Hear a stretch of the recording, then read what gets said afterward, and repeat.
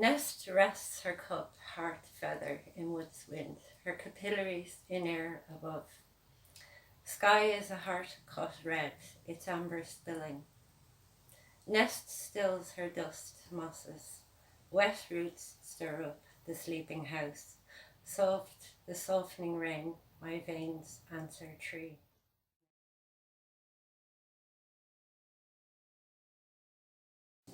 Ruined nest. If I use my forbidden hand to raise a bridge across the river, all the work of the builders has been blown up by sunrise. From Gasa the Bond by Nuala Nigono. It is my first day of winter riding and I am facing north again. We called the storm the Ripper. It did not denude the tree, or maybe just enough to see the upturned nest bowl at dawning. Nest does not spread out like a cup, a palm.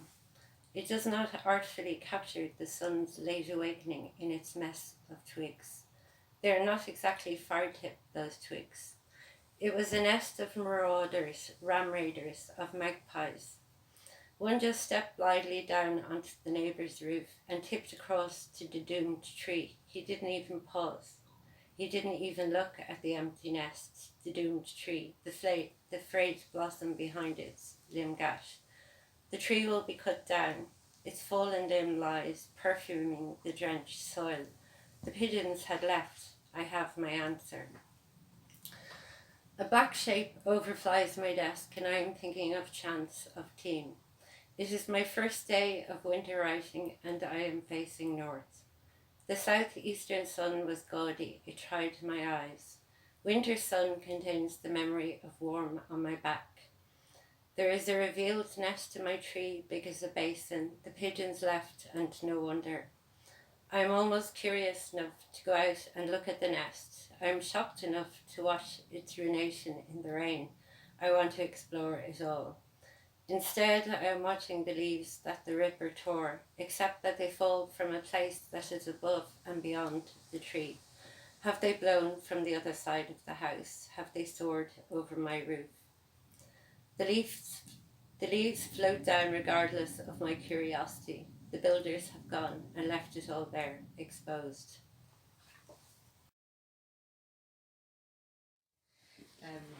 I love in the second part of the poem that line, I want to explore it all, because it really seems to sum up Chris's approach to the natural world in the book as a whole. There's a hugely visual sense to the book, hugely visual approach to the natural world, but also this really sensory understanding as well. So you get an attentiveness to the most minute sounds throughout the book, and here I think too.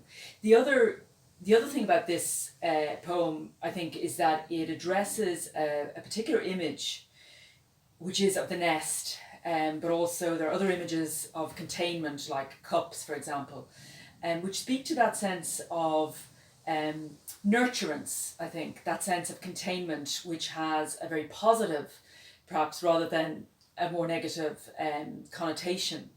And the way in which this poem links the process of writing, so in its first line, it is my first day of winter writing and I'm facing north. So it links the process of writing with the process of observation, which in one sense is quite a familiar aspect of contemporary poetry. But I think Chris really brings it to a different level, in part because of the attention to detail in the poem and the attention both to the animate nature, so the birds in particular, but also the connection to inanimate nature, which of course the nest is part of. The pigeons have left, as she says, and the nest becomes ruined. And the whole book, I think, explores both that sense of ruination or of destruction, but also of renewal and regeneration. That's something that we discussed at our very first meeting. We were talking about whether there was regression or progression in the book.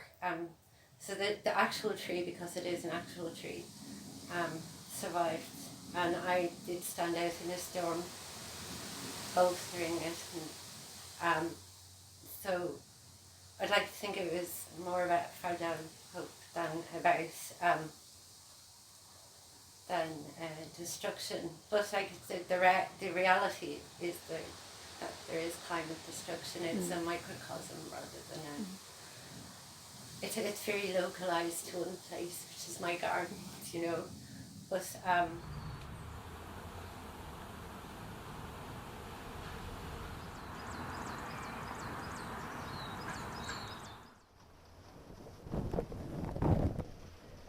Hello and welcome to everyone joining us here to celebrate the exciting launch of Chris Murray's beautiful new collection of poetry, Goldfriend. I'm Salma Ahmed Kalla and I'm in my studio in Reading, and I'm going to be telling you a little bit about the artwork that I created for the cover of Goldfriend and the creative inspiration that I have drawn from Chris's work. I met Chris in 2016 on Twitter, and she has supported me on her extraordinary platform Poet Head, which is for women poets, writers and artists around the world, and I fell in love with Chris's words right from the very beginning. I hope you enjoy this short video celebrating Goldfriend and the extraordinary and wonderful Chris Murray. I'm going to talk a little bit about the relationship between word and image, my art practice and my inspiration from Chris's poetry, and the creation of the artwork in response to a hierarchy of halls that led to the artwork for the cover of Goldfriend, and why the little golden goddess. Chris has always talked about creating images, and I've always created art in a close relationship to words and writing. What is the relationship between word and image?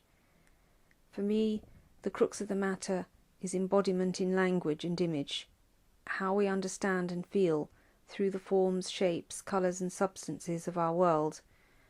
Chris's poetry in particular is a visual and physical language of colour, texture, movement, weather, nature, emotion and concept all woven together. The opening poem of Goldfriend holds everything that is astonishing about how Chris conjures stunning visual images that are physically present and tactile, bringing potency and poignancy of meaning and feeling straight into our bodies as experiential understanding. Her use of colour and nature are not used for painting a beautiful but flat image, but rather for seating our understanding of what cannot be said in a multidimensional landscape. Her metaphors are a form of expression that carries a meaning via an understanding that the physical natural world surrounding us is in us, and we are of that world, and that there is an inseparable connectedness of our bodies, minds, to our intimate environment. There is joyful expression of ephemeral changes in colour and light and movement, of the seen and unseen aspects of nature that are also the movements within us of our changing feelings, our struggle to sustain life, and a confrontation with the fragility and resilience of bodies. Our bodies, tree bodies, bird bodies, flower bodies, across storms and sunshine. She draws sustenance from earth and her creatures, and also knowledge of our intimate joys and sorrows. There is a profound understanding that come from being observant and present in our natural environment that Chris has honed. In my art practice I use collage, fragments and found objects, and draw them together with drawing, ink or sometimes light and projection to create new worlds where sharp juxtapositions and uncanny meetings can become an intertwining of opposites, allowing oppositions to have dialogue. Ornament in my work and in Chris's is a language of bodily understanding and visceral expression, a way to say the things that cannot be said. Collage is a way to create both a fragmented and an intricately interconnected synthesis, to place the otherworldly within the worldly. In my response to a hierarchy of halls, I created a collage of many parts, with territories, rooms and pathways. Chris had communicated to me her feelings and ideas about the central figure, the tiny potent wren who was like a sibyl, an oracle who can offer us insightful counsel. For me, that was a very potent image of the tiny but mighty and wise feminine creature of nature who moves almost unseen in an undergrowth that is actually a magnificent universe of archways, glades and spaces that we cannot access. As metaphor for the nature we have forsaken and for how we are oblivious of its true workings, mistakenly seeing ourselves as outside and beyond and better than her. And the tiny wren can also fly upwards through vast cathedrals and castles of cloud, along pathways that are invisible to us. I wanted to try to show this world that Chris creates in her poetry of hierarchies of spaces and worlds in nature. The wren is also woman's body, and her intuition presides over us, guiding us, if we'd only seek it and pay careful attention. Within the workings of Hierarchy of Halls was the material for Goldfriend, and for me, within the artwork Den of Sybil Wren that I created in response to a Hierarchy of Halls, the tiny gold friend, a bird, human goddess, was already reigning under the shadow of a tree, the shadow that Chris calls the tree's map. I felt she was the perfect image for the cover of Goldfriend, as an embodiment of humanity bonded to nature, as nature herself, as well as the conflict between humans and nature. The tiny human nymph goddess presides over this rupture of humans from nature and is yet also reuniting.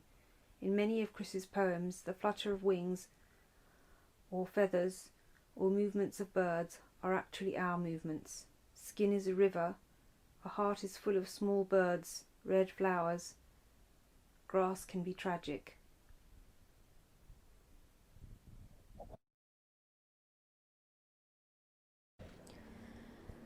I'm going to be reading Investigating the Root System of a Near Fallen Tree from Goldfriend by Chris Murray. Investigating the root system of a near fallen tree. Barely footed, she is lowering still, lowered from the storm. I watch her roots sever and tear up, pull her to the left, her leaves, branches, hang helplessly over a wall. She has fallen to one side, her foliage driven into a nearby pond. She is not weeping, not a willow. I move around her base, feeling out her damaged root system. Closed-eyed, I can feel where it goes down and in. The garden birds have abandoned her, their feeders torn down and split, her saplings dotted along a wall at 2 feet, 5 feet, and 10 feet distances from her body. Her soil network is extensive, hidden.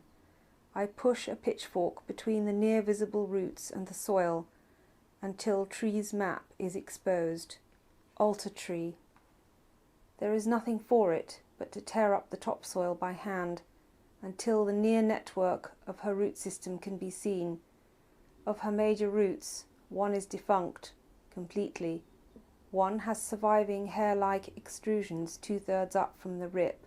One is badly torn and will not survive. 2 roots are intact, the taproot and a root to the left of it. I prop the back of the tree and begin moving soil from between her roots, cupping it in my fists, exposing her language, piece by piece. I cut into the damaged roots, severing the survivor at 2/3 up, pushing the hair roots down with the weight of topsoil, filling the gaps with bits of small shell, stone, topsoil, peat, pushing hard against the tree to test her resilience. Bit by bit, with prayers and tears, I bolster her as best I can, slowly necklacing her with clumps of soil, the still attached grass. I steady her, rehang the feeders. The next storm, the next budding, will tell.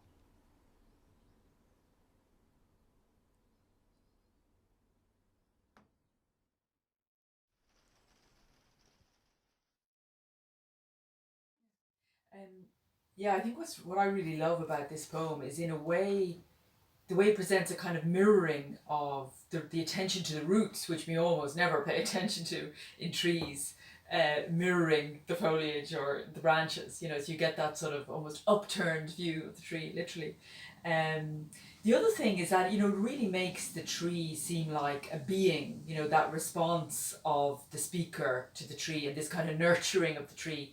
I think, you know, it's really beautiful. But also I think that there's the sense of the interconnectedness of nature. So, you know, the birds abandon the tree when their feeders are torn down, or, you know, so that sense in which an almost kind of biosphere which is there with the tree at its centre is altered by the falling of the tree.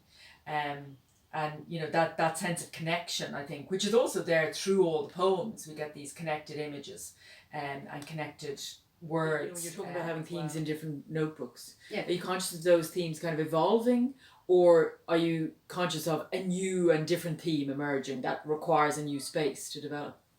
Both. I'm conscious of the interconnection between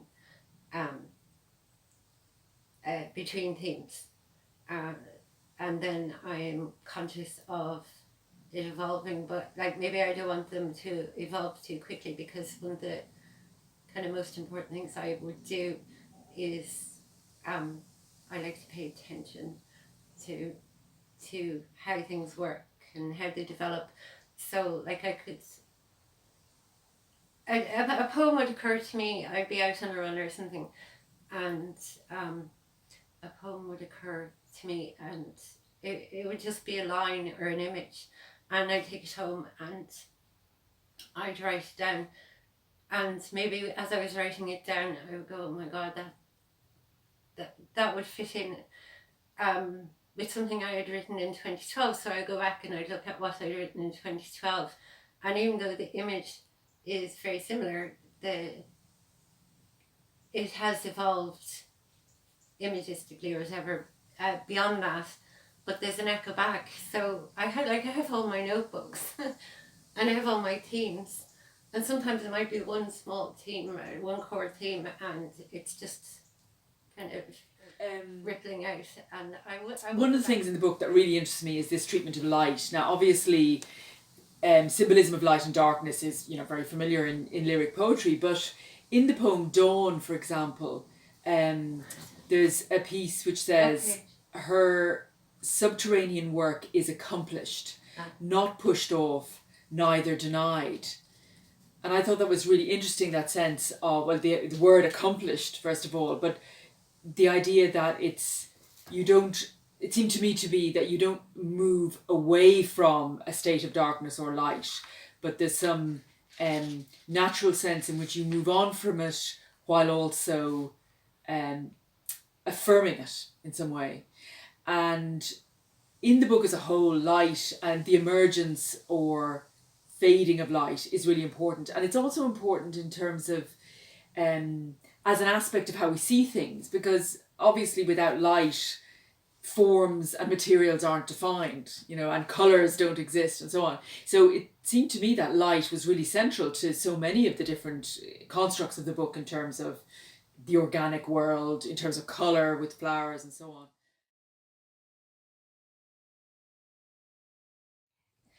Okay.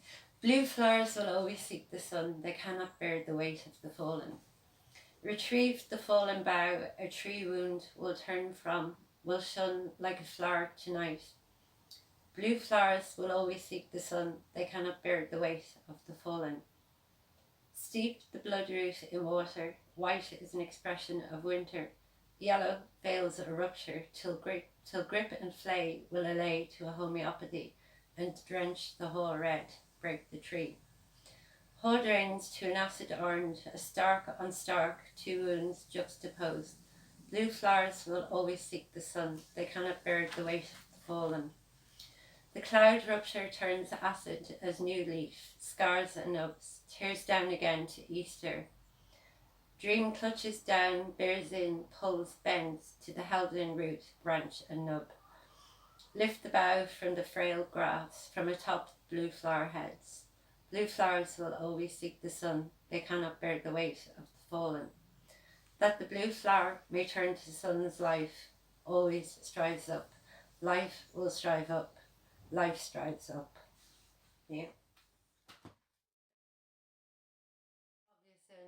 prevalent. So I suppose really interested in the spectrum and in the in the splitting of light, and that's something that's fascinated me. I think my whole my whole entire life. So like when I look at a dawn, and I'm always up at dawn, or I'm looking at sunset. I'm looking at kind of the process. I'm looking at changes in color. I'm looking at temperature, and I suppose it's that's one of the problems with the garden. There isn't like a vastness. Like if I'm up in Mayo or something, it looks like the dark is actually just falling out of the sky into the sea, and it's like a giant blotter or something.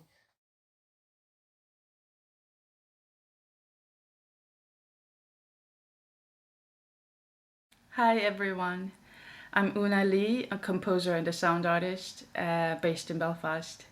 I'm very, very delighted to be part of this launch, despite everything that's happening, and it is a great event to take place because I think it is a small testament to the perseverance of artists.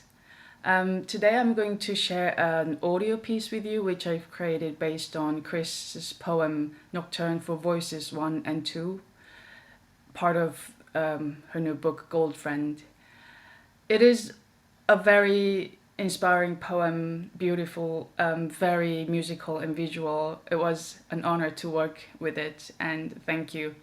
Thanks to Chris for sending it into the call I've launched as part of my project. That project is called Songs to Stay Awake 2, which will consist of 9 audio pieces based on poems, and it'll be hopefully launched next year. And I'm very glad to present this piece here now at Chris's launch, which is a very special event. Well, hope you enjoy it, and many, many congratulations to the launch, and all the best to all of you.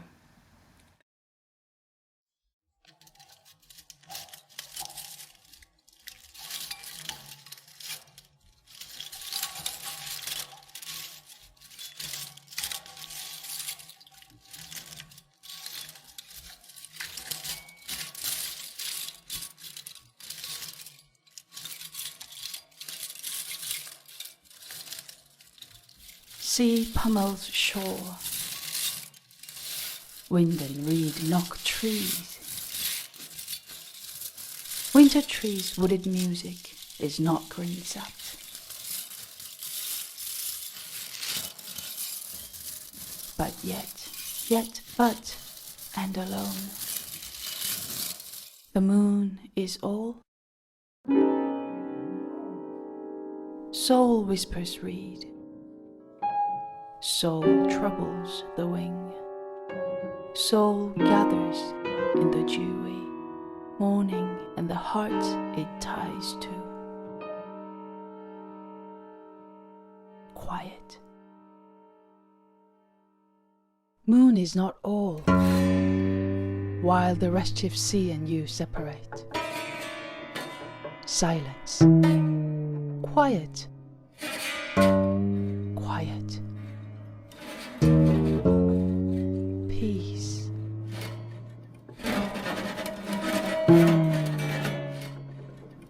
And sleep now? For bird skims dark waters, bird skims silver streams, streams encroach on the bay, stream sieves the sand.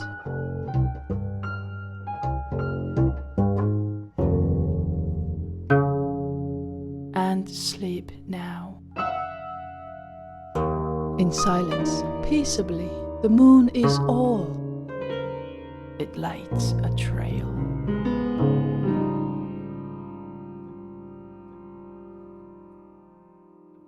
It is with the voice of longing that you speak. Close your eyes that mock the moon. Close your eyes that tremble on the reed. Close your eyes that discern the wing. Not distance, not distance from, separated, separating. We do not in our bodies meet.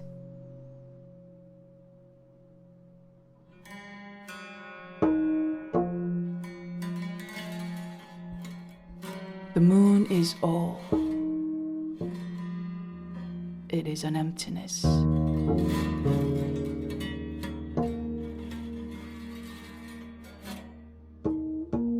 The moon is all, the moon is all.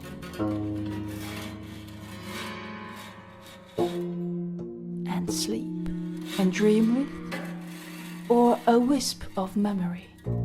To wake a nothing from cold sun. What now? Sleep? Not grieve.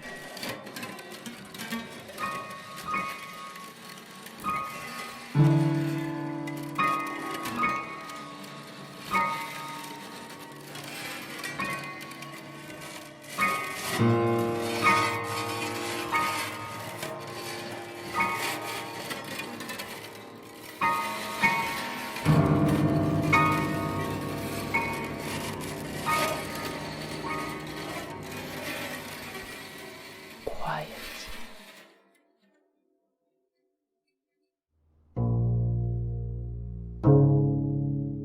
Soul whispers read. Soul troubles the wing. Soul gathers in the dewy morning, and the heart it ties to. Quiet. Moon is grey, a ship, the bay. Silver stream of thistle, of reed, tumble, of mountain. To dream with you, to dream with you.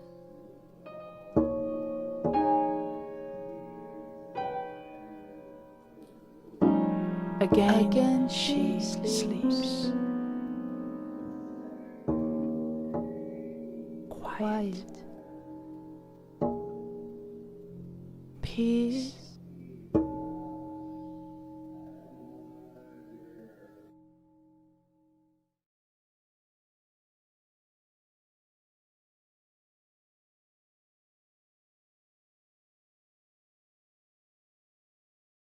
Eve labouring for 37 hours, the Yes poem. Great monumental Eve in pain will bring forth a Cain, Abel, cannibal. Exhausted stretch. Rather, dilate than die, yes. So just, sue justice, en vertu de la justice, poor. In sorrow you shall bring forth children. Face, yes. Present, yes. Hands, yes. His image. Who conjured it? Mouth of dry twigs, the sticks, stones, bones, buttons, a knee piece, skulls. There are piles of skulls pushing through my grimacing cunt. All the pretty things, stones, bones, buttons, a knee piece, skulls, the treads. Sue justice. I was interested in this poem. I mean, the body is present throughout the book in subtle ways, and sometimes in conjunction with, you know, other natural things like the tree, for example, the female body in the tree. But here, obviously, it's central. But I was really interested in the fact that there's more fragmentation in this poem. There's more, you know, the use of the forward slash, for example, and you know, the italicized aside is more prevalent in this poem than it is in other texts, which is obviously very interesting considering its subject matter and that kind of the splitting, if you like, in the centre of the poem. So I just thought that, you know, it's interesting in the book as a whole, the way in which the form of individual poems, while there are certain techniques that are present throughout, but the form of the poem adjusts, it sort of, you know, expands or contracts according to its subject matter, which is really interesting. We were talking about like, the first poem in the book and the last poem in the book, and I really, like, Liz wanted Eve, but I wanted Eve as well, because kind of looking at Eve as kind of, I know this is a horrible way to say it, but she's a trash queen. She's like really grieving, like everything's just coming out of her because she's an ecosystem that has been betrayed by kind of her body, and she's been betrayed by her sons, and like, so she's in the process of like traumatic birth, which is the reason for the 37R thing, because I've been there, lads. And so the whole point of Eve, she's like, I'm actually wearing my Sheila today. She's an anti-Sheila in a gig. She's not a cornucopia, like she's just this grieving monument of destruction, and you kind of want her to get better and stuff. So I actually thought of her as an image, and I actually drew her before I wrote the poem, and I wanted her to be monumental, and I wanted her to be pissed off. So she's both those things. So even though there's fragile hope in the book, there's Eve stands as a figure of recognition of complete and absolute like disregard for nature and climate, and you know, I see her as vengeful as well, which is to end the book. Eve was going to end the book, and the first poem was going to be those of us who work here don't know the effect they're making, because if we're trying, and if a new generation are coming up and they're trying to reverse climate change and things like that, they mightn't actually. It's not going to be easy. There's going to be a lot of process. There might be old people or whatever before any progress is seen. So I suppose